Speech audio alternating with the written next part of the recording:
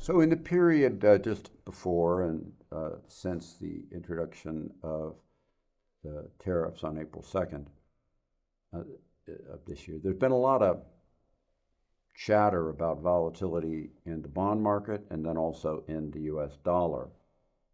And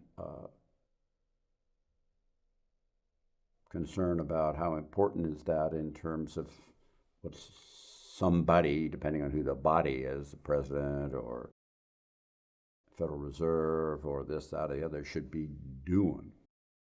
And in a lot of ways, this is much ado over very little, and I'll show you how to see that. While, yes, it's true, there's been some wiggle there, and the wiggle has not necessarily been good. It also isn't very bad, and there's just a really easy way to see that. Now, I'm not trying to pump up any particular financial website, but if you just go to a standard one, like Yahoo Finance or CNBC, or one of your choosing, that has bonds on it that you can chart back over time to cover the interest rate part of long-term interest rates, as well as separately currency.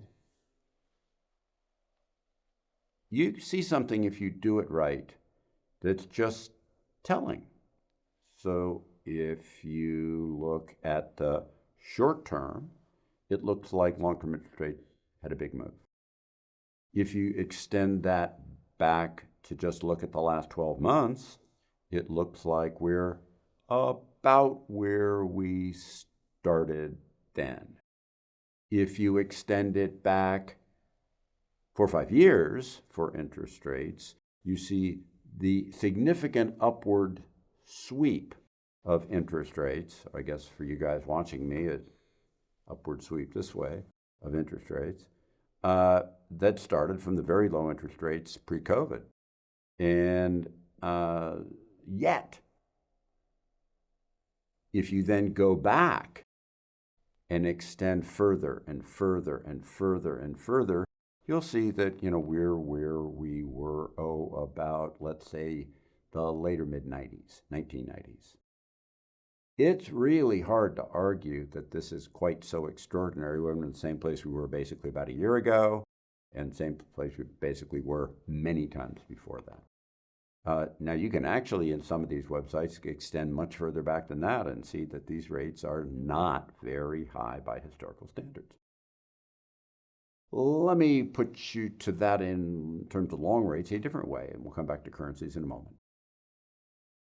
When we think about what should a long rate be, well, it should be some combination of a real return for the lender, who otherwise probably doesn't want to lend if they don't get some kind of real return, and an inflation factor, because there's always been inflation that whole time, a little more, a little less.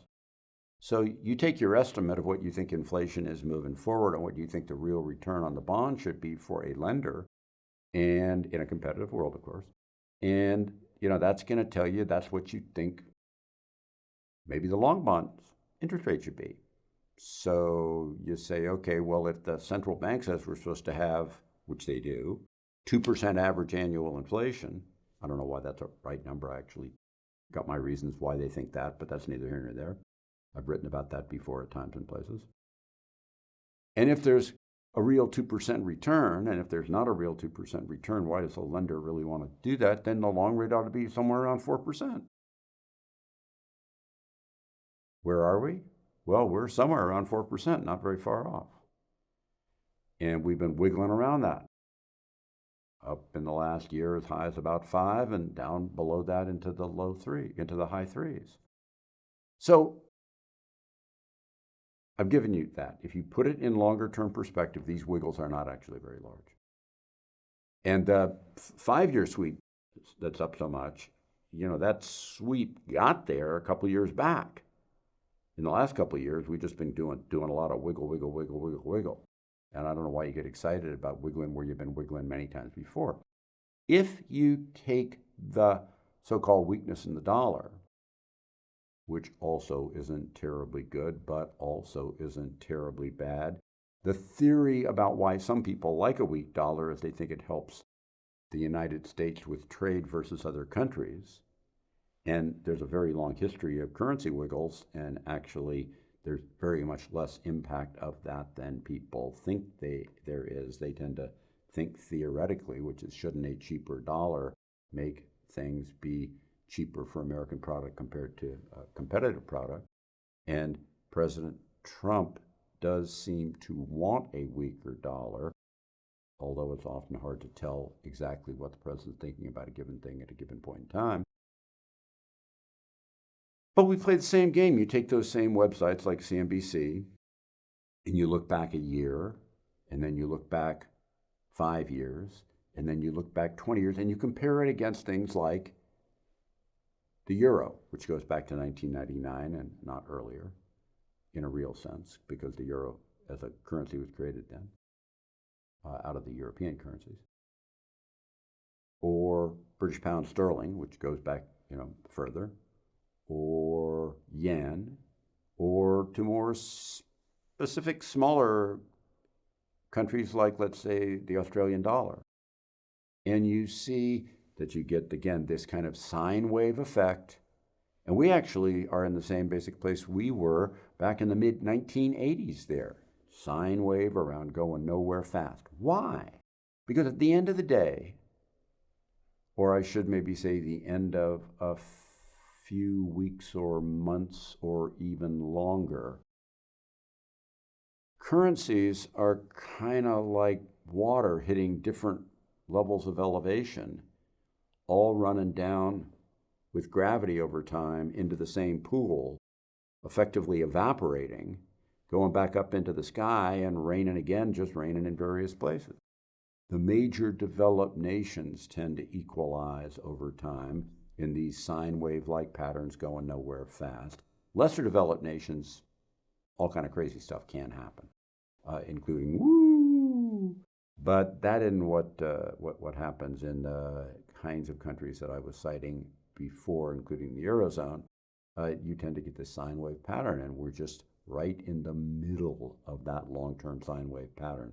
So it's very hard to argue the dollar is particularly extreme one way or the other, even though people get very excited about it in the short term. And this is just one more example, in my opinion, about people being too myopic and reading too much into a fairly small shift and extrapolating its significance. So do I think this is all a big deal? No. Do I think it's just kind of pretty normal? Yeah. Do I have any prediction about where the currency and where interest rates go over the long term? I don't think the long-term interest rates have much reason to go much of anywhere.